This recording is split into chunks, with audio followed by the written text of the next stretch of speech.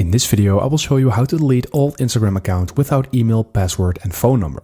So first of all, we are going to open our Instagram app, and then from here, we are going to go to the search bar, and then in here, we're going to type in the account that we want to delete. So let's fill that account in, and let's say we want to delete this account in here.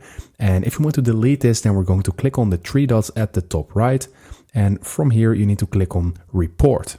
And once you click on report, you need to have a specific reason why you want to report this account and to actually delete the account. And if you want to delete an account of yourself and you do not have the email, password, or phone number, then you need to click on something about this account.